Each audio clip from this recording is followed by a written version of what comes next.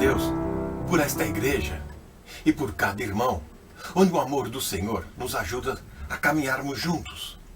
Estudando a palavra de Deus em Colossenses capítulo 3, no verso 10. E vos vestiste do novo, que se renova para conhecimento segundo a imagem daquele que o criou. Você já deve ter percebido, em algum momento, que apesar da sua conversão, da sua vida cristã, há momentos ainda que você se sente fragilizado, tentado, ou cometido alguns pecados, alguns deslizes, que outrora praticava costumeiramente. E isso leva a questionar, será que a minha conversão ela é autêntica? Será que a minha comunhão com Deus de fato faz efeito? O que acontece? Qual o propósito de Deus na sua vida? Você sabe? O Senhor Deus tem um propósito na sua vida também. A nova vida em Cristo, ela não é feita apenas de você se desfazer, despir-se, como o verso 9 disse, de vícios, de pecados, de coisas que você fazia antigamente. Pode ser deixar de beber, de fumar, adulterar, cometer outros pecados. Mas isso não vai te levar à salvação. Isso não vai te levar a ter uma comunhão com o Senhor Jesus. Embora você tenha se despido, mas se você não se vestir de Cristo, do novo homem, isso não vai lhe garantir a salvação. Essa é a questão. O que importa agora não é a quantidade de coisas erradas que você anda fazendo, ou deixa de fazer, principalmente.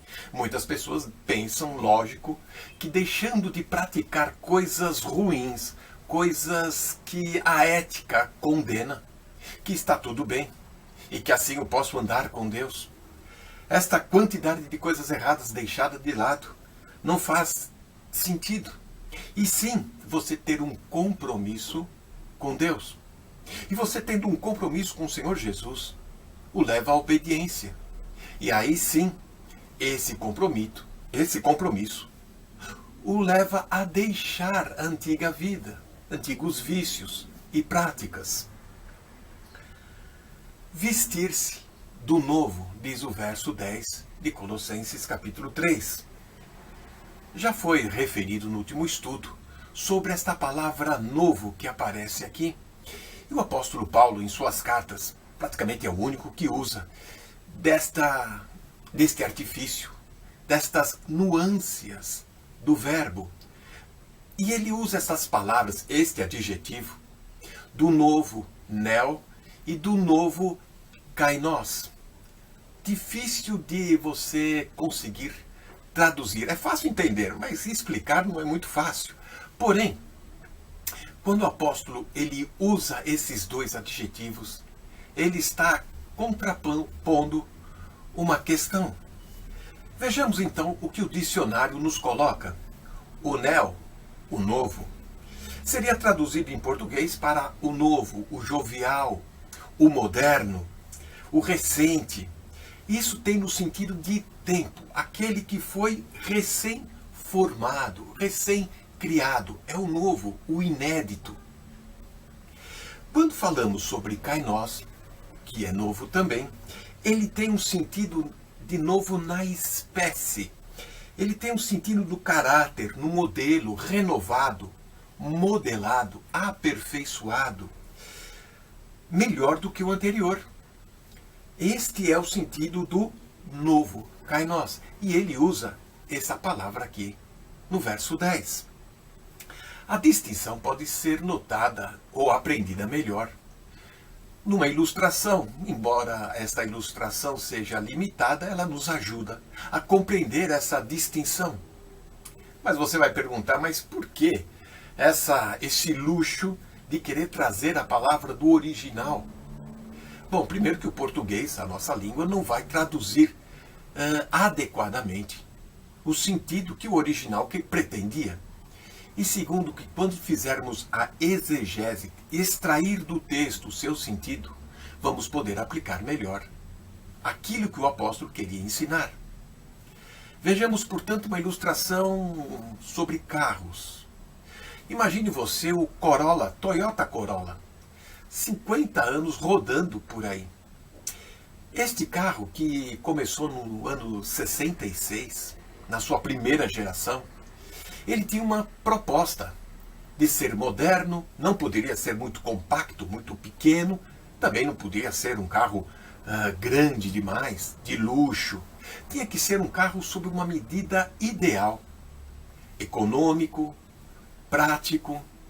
Tinha que ser um carro funcional que atendia todas as exigências, sem ser extravagante e muito menos ser muito simples. Uma proposta inédita, nova. A cada 4, 5 anos vinha uma outra geração, novo modelo, daquele modelo novo já criado. Isso quer dizer o quê? Que cada 4, 5 anos de uma nova geração apresentava um aperfeiçoamento no modelo. E assim esse modelo ia sendo aperfeiçoado, ia sendo cada vez mais amadurecido na sua proposta. Hoje, na sua 10ª geração, o primeiro Corolla de 50 anos atrás é muito diferente do apresentado hoje, com alta tecnologia, mas ainda com os mesmos princípios. Um carro econômico, eficiente e que atende a todas as expectativas. Essa é uma ilustração que Paulo faz para trazer aquilo que o novo homem que agora habita em nós tem que cada vez mais trabalhar no nosso coração para ir aperfeiçoando, renovando. É o sentido do texto. A vida cristã ela não é estática, ela não é parada. Ela requer uma comunhão intensa, uma comunhão ativa com o Senhor Jesus e também através da sua palavra.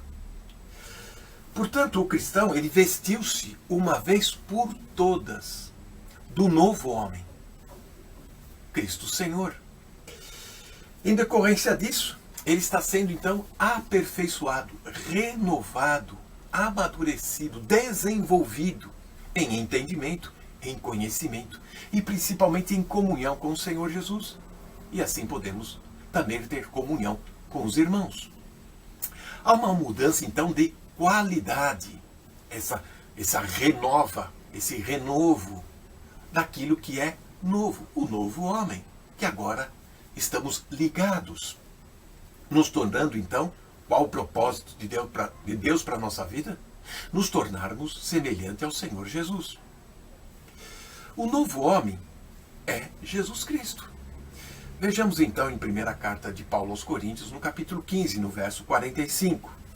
Assim está também escrito: o primeiro homem, Adão, foi feito em alma vivente, o último Adão em espírito vivificante. O cabeça agora da nova criação, da nova criatura, é Cristo. Segunda carta de Paulo aos Coríntios, no capítulo 5, no verso 17. Assim que se alguém está em Cristo, nova criatura é, ou nova criação é. As coisas velhas já passaram e tudo se fez novo, tudo se renova, se aperfeiçoa. O velho homem, o Adão, aquele que estávamos ligados e que obedecíamos fazendo as suas vontades na natureza herdada, a natureza carnal. Este velho homem, ele foi morto lá na cruz do Calvário. O Senhor Jesus colocou um ponto final na atuação do velho homem, de Adão, onde muitos ainda estão ligados e se negam a se desligar deste velho homem morto, deste cadáver. Agora nós estamos ligados em Cristo Jesus, o novo homem. E esse novo homem cria uma nova natureza em nossa vida. Por isso que você entra em dilemas, muitas vezes, tendo, digamos, saudades da velha vida, tendo desejos de praticar certas coisas quando você está em baixa, quando você está em crise, quando você deixa de ter comunhão ou quando você se afasta dos irmãos e de comunhão com a palavra de Deus e com o Senhor. Agora uma questão importante. tanto o catolicismo quanto o protestantismo fundamentalista, calvinista, eles negam ou eles não praticam ou não conseguem enxergar a doutrina das duas naturezas no cristão.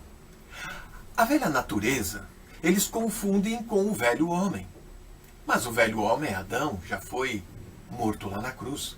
O que nós herdamos dele, a velha natureza, ainda age dentro de nós e esta precisa ser cada vez mais mortificada, cada vez mais sufocada pelo novo homem. É assim que vencemos os velhos hábitos, vícios. É assim que nos vestimos com o novo homem. E temos então uma nova conduta, uma nova postura condizente com a nossa nova posição em Cristo Jesus. Portanto, estas religiões que negam as duas naturezas, elas querem melhorar a velha carne, a velha natureza, tendo apenas uma aparência, uma casca, para se apresentar à sociedade, mas diante de Deus, o interior ainda continua necessitando de uma transformação. Como Jesus muitas vezes condenou os fariseus, chamando-os de sepulcros caiados. Por fora, branquinho, bonito, mas por dentro, cheiro de morte. Desta mesma maneira ocorre quando uma agência funerária quer maquilar um cadáver para apresentá-lo num velório um pouco mais bonito, um pouco mais sereno. Melhorar a carne seria a mesma coisa que melhorar um cadáver. A podridão continua lá dentro. Como então eu posso me renovar ou me revestir, me aperfeiçoar com um novo homem? O texto de Colossenses 3,10 continua: por meio do conhecimento do novo homem, Cristo. Perceba que essa palavra, gnosis, era a palavra-chave da seita dos gnósticos, esta falsa religião que contaminava a igreja de Colossos. Por isso Paulo escreve esta carta alertando aos perigos desta doutrina, desta filosofia que era contra a doutrina cristã.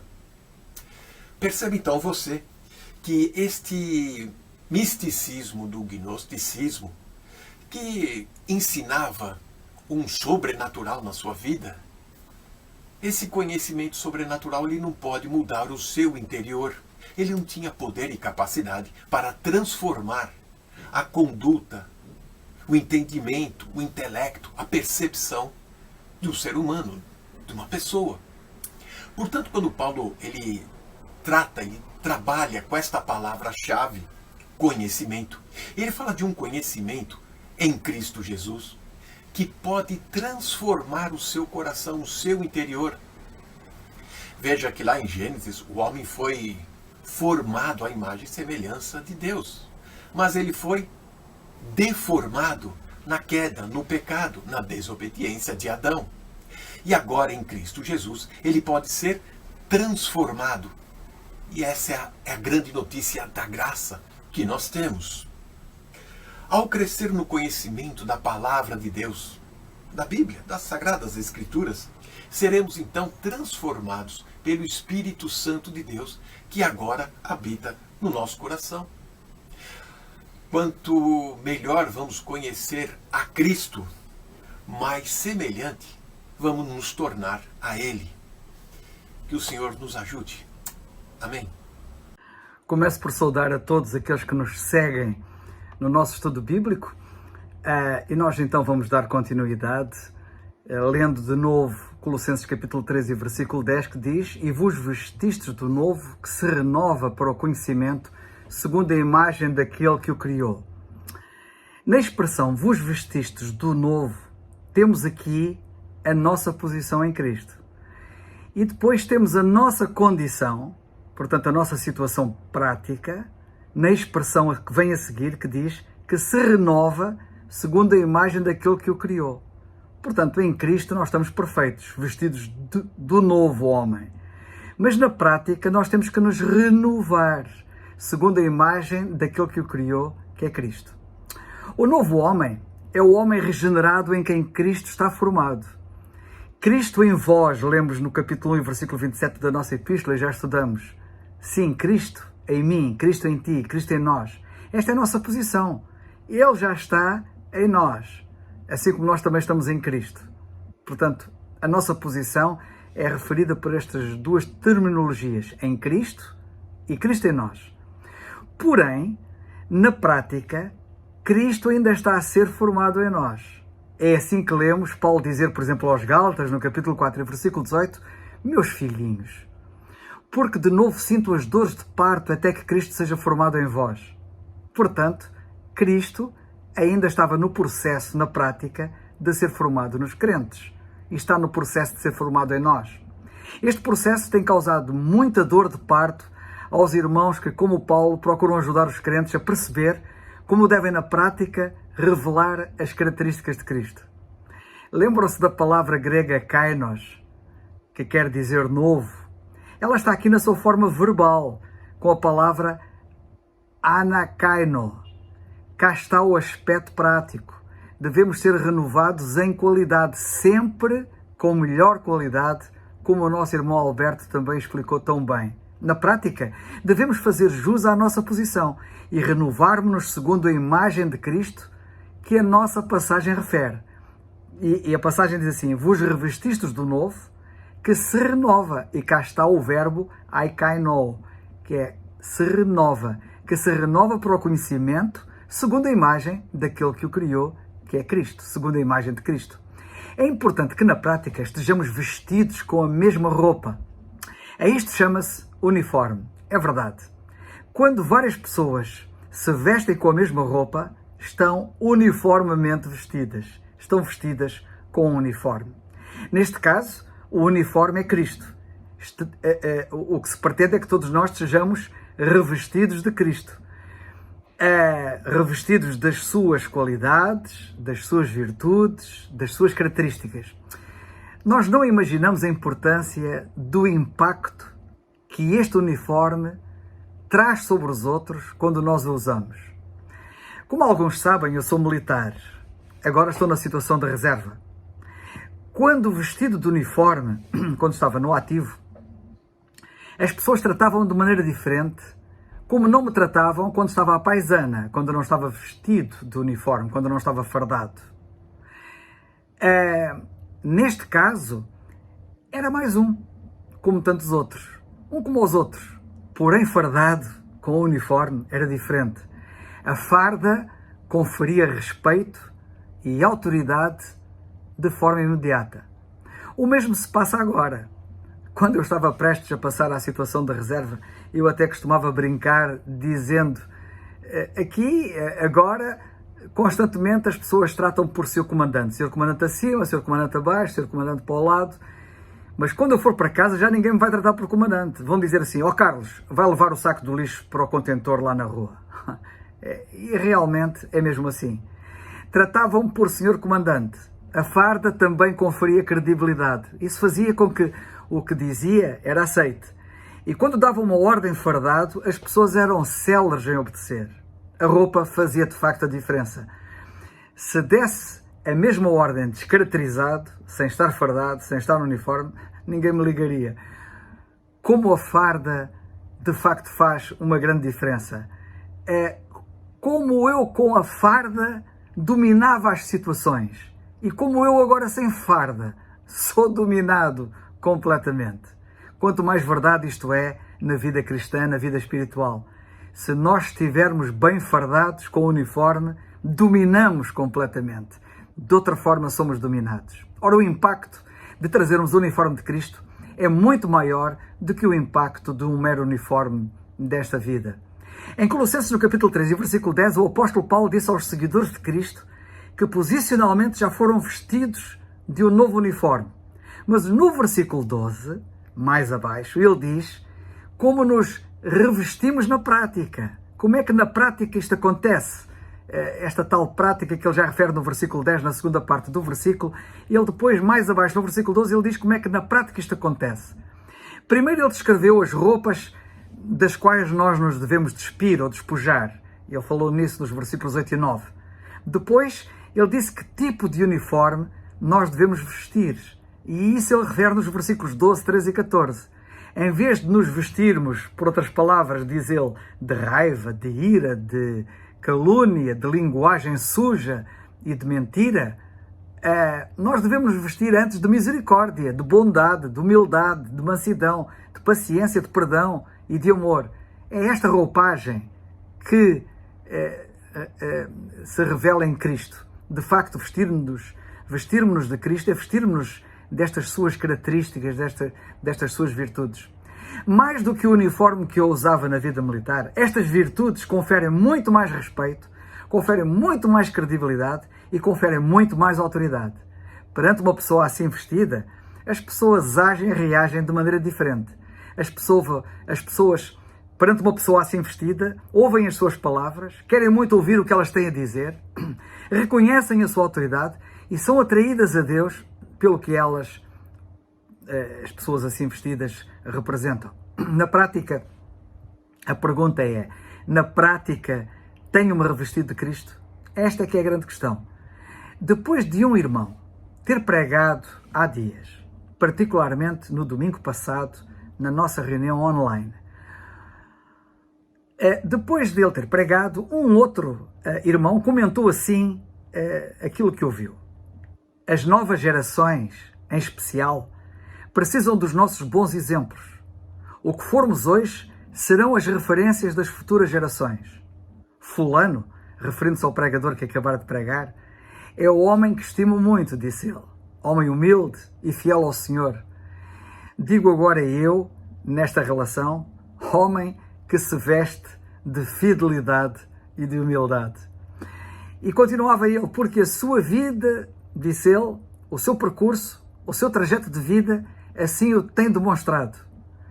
Gostava de aplicar aqui um pensamento à pessoa, continuou ele. Alguém disse, e ele prossegue dizendo, pregar para quem não conhecemos basta um belo discurso, mas pregar para quem conhecemos é preciso muito mais do que isso, é preciso um exemplo de vida.